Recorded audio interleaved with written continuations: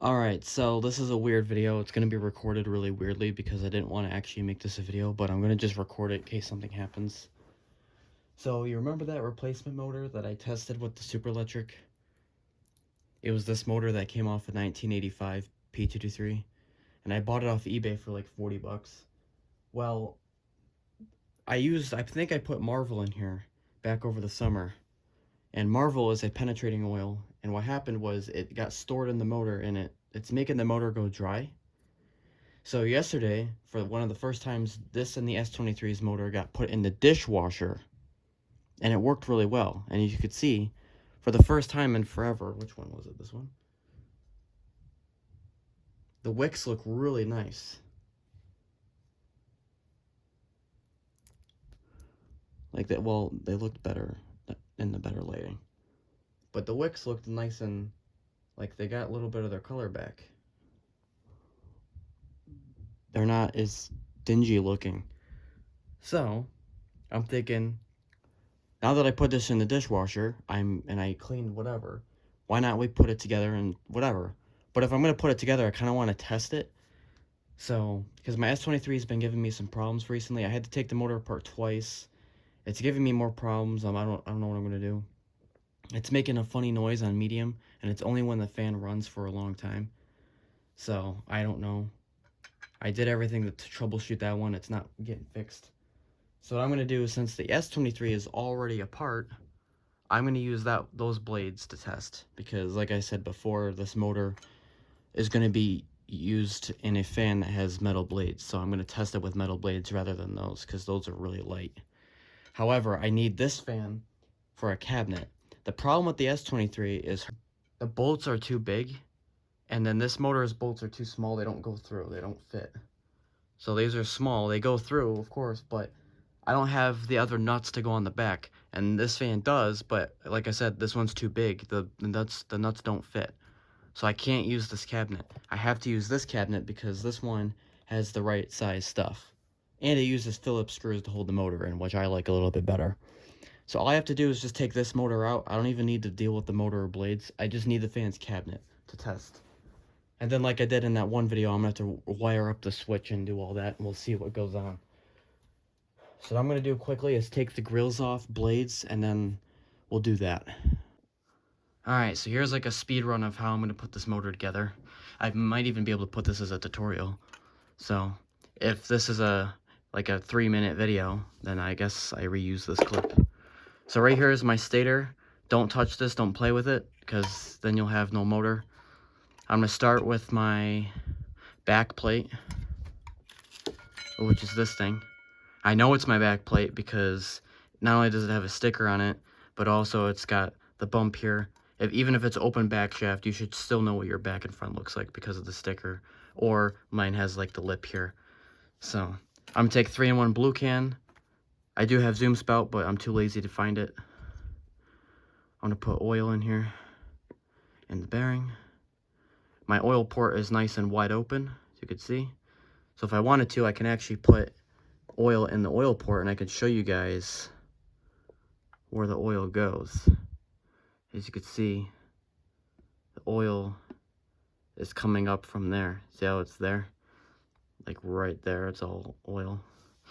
No one cares. So now we have that.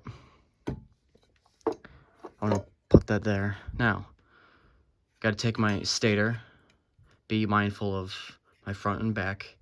This block of junk goes on the front because my wires should be coming out the back. So the wires come out the back, this thing is in the front. Because of this lip over here, that's where my wires are supposed to line up to. So I can put this in there if I like. Again, I'm going to line it up with the holes. And when it looks like it's lined up with all the holes, I'm going to carefully set it down. This one has a switch with it, so it's going to be a little unwieldy, but whatever. Now, over here, I have my thrust washers. Because when I put this in the dishwasher, I obviously didn't stick these in there because I wouldn't have gotten back. So I got all those there. Now, I didn't wash them. I probably should have, but whatever. Here's the stuff. It's all nice and whatever. So there's the scoring if you want to look. Okay, now all we do should be white first, then black. It doesn't matter because they're both the same on both sides. It's both a white and black one. But usually the thinner one is usually on the end. And that's what comes in contact. So usually it goes from the thickest to the thinnest. Usually it goes fiber washer, your thickest thrust washer, and then like your disc washer. That's usually the order if you're wondering. So I'm going to put a little bit of oil on the back shaft just like this. I don't need to oil the thrust washers because no one cares. I'm going to put them in the back here. Just drop that right in. Put that rotor right in there. And there you go. Now, I'm going to take this. This is my front plate. Now, I believe this motor has a weird angle, which means the oil port doesn't always face up. It might be at an angle. Mcmillan does that sometimes. So I'll make sure. Yeah, so my sticker goes at the top, but my oil port's in an angle. So I want to know that. So what I'm going to do is carefully set this down, lay it down. What I'm going to do, put oil on the shaft here all the way down. I'm rushing this, so this is not the best, perfect, most calculated way to put a motor together. There's better ways to do this. But since I'm a little bit of rushed for time here, I'm going to be doing this in a quicker manner than I would like. I don't have to worry about a tapered shaft because this is not that old. So it should just go in right like that. Before I squish it together, make sure it lines up correctly. So my top of the motor is here. I know my oil port's a little bit crooked, so I'm going to line up the holes because that's about where it should be. And there's the hole there. All the holes look like they line up. See, the holes line up. So I'm going to carefully, equal pressure, carefully squish it together, top, side, bottom, whatever, because I don't want to hurt this motor. And I'm going to drop my bolts in. Now, this cabinet has the screws that go into here. So what that means for me, I mean, it doesn't even matter because it has square holes on the front and back, is that I can only do 2 bolts here. And the reason being is because I have only 4 nuts. And if I want to put that in the cabinet, I need to use the 2 other nuts on the back. I probably might have some in my drawer, so maybe that's not a problem, but we'll find out in a minute. So I'm only going to do 2 bolts for now. I'm going to do opposite sides because that's whatever. Alright, so I kind of skipped over the other stuff because I was getting some problems. It took another 30 minutes that I didn't want to lose to do this. So before I do all this, here's what I did. There's the other motor. This is in here. I didn't have any nuts and the screws didn't go in because there's no screw holes. I didn't realize. So I had these like weird nut cap things. I had to put them on backwards because they were too thick that they wouldn't reach the nut. So I had to put them on backwards and just use my finger because you can't use a wrench on this.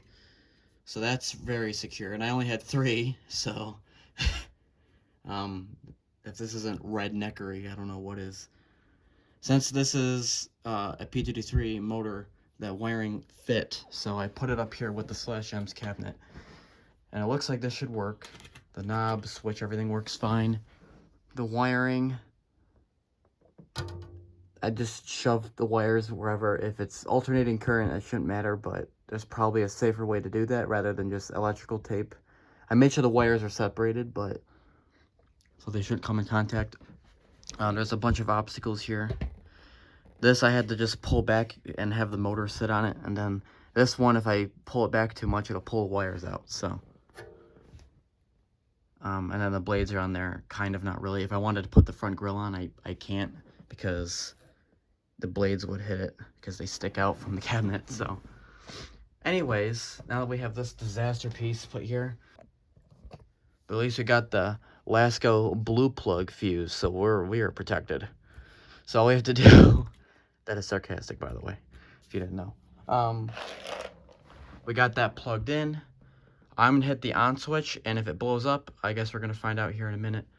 So I double checked, those wires shouldn't be touching or doing anything. There's only 2 slots in the switch, so that's got to be where the wires go. And I know I sound like I don't know what I'm doing, but I did this before. So Let's see if it should just work. Famous last words. All right, here we go. Here's on.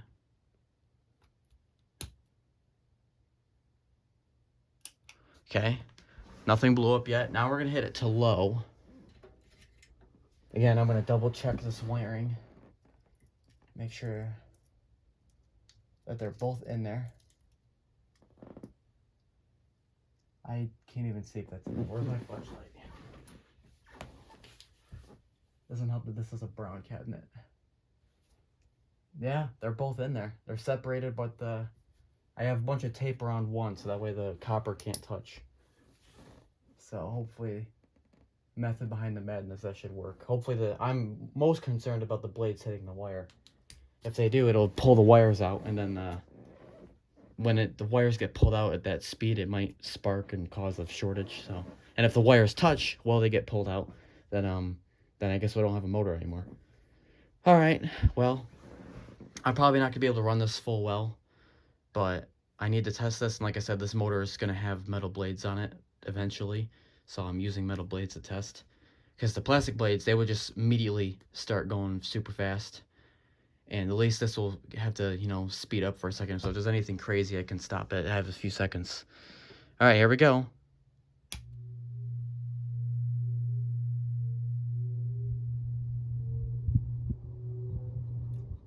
Okay, I turned it off just to double check.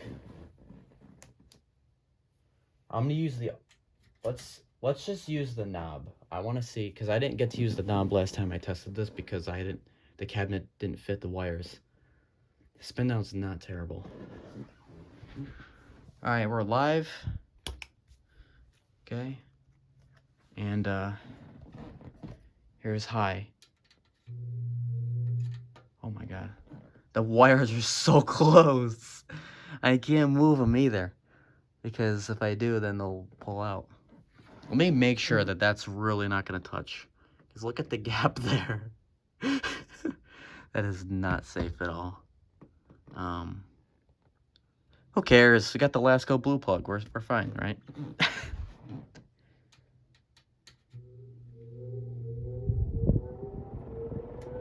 Medium. Low. Whoa, I heard a noise. I can't believe that worked. Look at that wiring job. Look at that red neckery. And it worked. And this cabinet is not made for these blades. These blades are bigger than the cabinet. Because if you look here, this is like a 5-inch wide, and this is a 6-inch wide. So there's a 1-inch difference between these two. Hey, nothing blew up, so considering I just rushed and I just stuck the wires in without even looking, that's pretty impressive.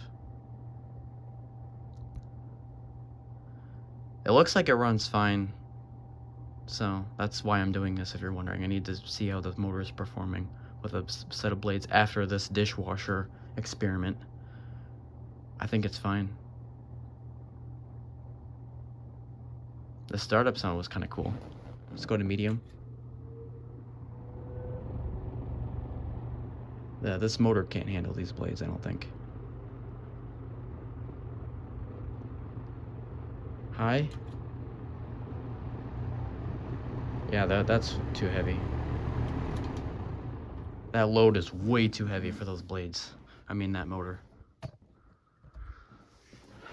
Spin down is not terrible, but not great so far.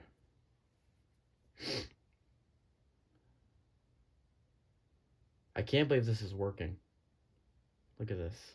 Okay, so I mean, it's not abrupt. It doesn't spin down forever, but it's not, at least it's not abrupt, you know what I'm saying? There. I want to make sure that those aren't coming off, because I don't trust any of this Franken-fan contraption.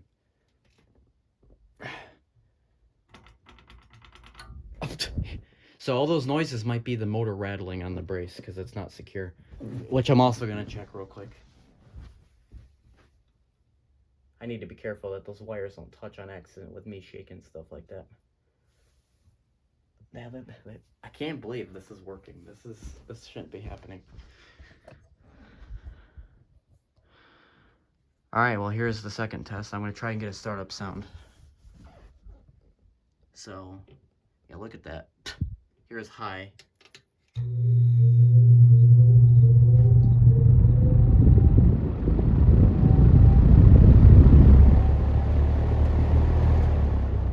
Okay, there you go. Stop the blades.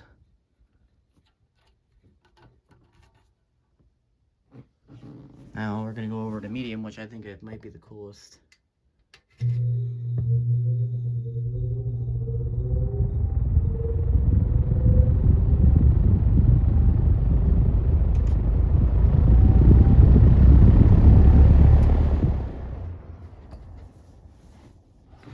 But also the blades, the suction could be enough to damage the wires too. Like it might even just suck them out. Hopefully not. Because the blades are metal, so if that were to come in contact, that would short a lot of things. And here's low.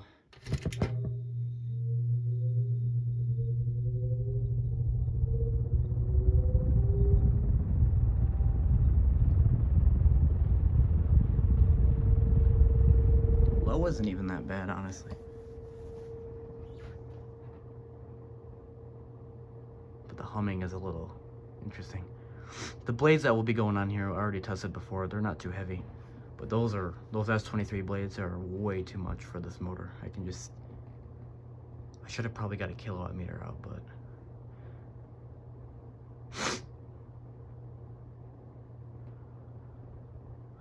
Oh, there you go. Look at this very unsafe work of art over here.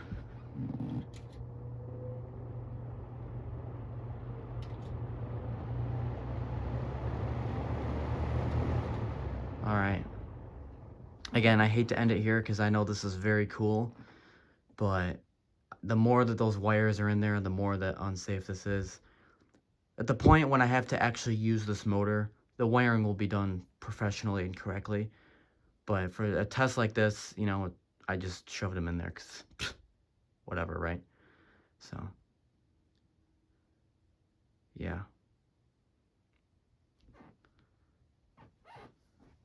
Yeah, if you guys enjoyed this video, then I'll see you guys in the next one.